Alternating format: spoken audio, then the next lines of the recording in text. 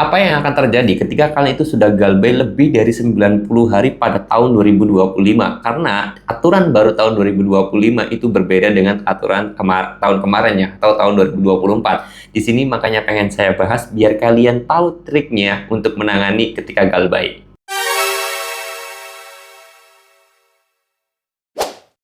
Assalamualaikum warahmatullahi wabarakatuh teman-teman semuanya. Pada kesempatan video kali ini saya ingin membahas tentang yang namanya apa yang akan terjadi ketika kalian itu galbay sudah lebih dari 90 hari pada tahun 2025. Nah, ini berdasarkan curhatan teman-teman semuanya karena banyak juga yang menanyakan terhadap yang namanya ketika kita galbay sudah lama itu gimana Bang?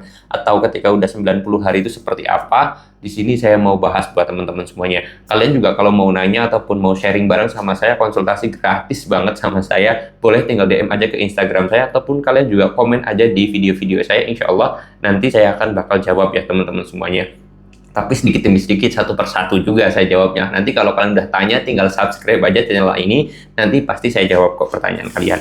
Oke, di sini saya mau bahas terhadap 90 hari ketika kalian itu nunggak apa yang akan terjadi. Oke, di sini saya mau bahas dari segi aturan dulu ya, teman-teman.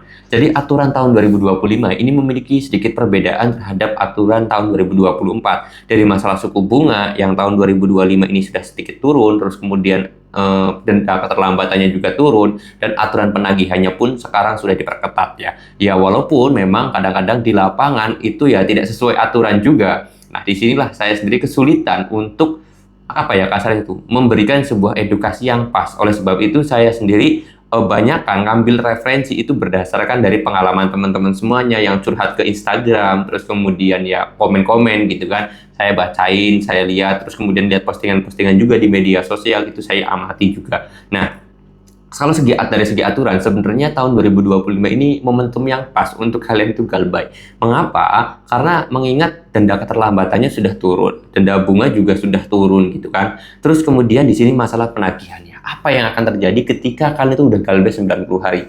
Ternyata tahun 2025 ini lebih enak. Sistem penagihan DC lapangan ataupun FG itu sudah tidak diperbolehkan lagi setelah nasabah tersebut galbay lebih dari 90 hari. Ya, jadi kalian nggak bakal didatengin FG lagi. Itu peraturannya.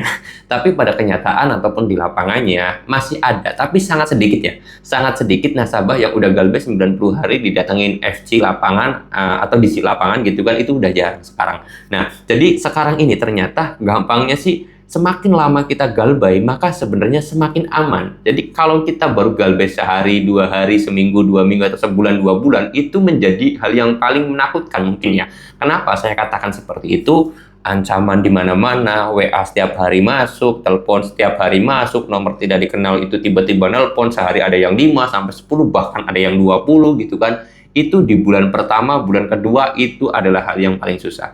Nah, setelah bulan ketiga ke atas atau 90 hari ke atas, penagihan tersebut mulai turun. Mungkin saja di bulan pertama gitu kan, DC lapangan itu udah datang ke rumah kalian. Kalau pinjol tersebut ada DC-nya ya. Terus kemudian di bulan kedua juga masih ada potensi. Bulan ketiga juga masih ada potensi. Tapi untuk di bulan keempatnya, itu sudah tidak ada lagi DC lapangan yang datang ke rumah kalian. Secara aturan seperti itu. Ya walaupun ada juga yang didatengin, tetapi itu sangat sedikit ya. Jadi gampangnya sih ya, semakin lama kita galbay, semakin aman dan juga semakin lebih tenang daripada ketika kita baru awal-awal. Jadi kalau misalkan kalian itu memang sudah apa ya kasarnya menerima hal berat hari-hari ini gitu kan, enjoy aja, relax aja, karena di bulan keempat kalian sudah lebih tenang kok, saya yakin. Tetapi kalau kalian itu pengen lebih cepat lagi ya, silahkan kalian ganti nomor aja, ganti WA aja, reset HP aja, itu jauh lebih cepat sih sebenarnya. Nah, itu hal yang mungkin kalian bisa lakukan juga. Tetapi di garis bawah ya teman-teman semuanya, bahwa galbay di 90 hari ini kenapa kok bisa langsung di situ nggak boleh datang ke rumah kita? Ya karena sebenarnya berdasarkan aturannya juga. Lalu kemudian di per 90 hari ini dari TWP dan yang lain sebagainya, pinjol tersebut harus melaporkan data nasabah tersebut ke Pusdafil atau Pusat Data Fintech Lending. Apakah nasabah tersebut itu aktif atau tidak, terus kemudian nasabah tersebut bayar atau tidak, nasabah tersebut telat bayar atau tidak, itu dilaporkan ke sana. Nanti bakal masuk ke skor 3 seperti itu ya, masuk skor 3 atau belum, skor 4 atau belum, atau skor 5 atau belum, gitu semuanya dilaporkan.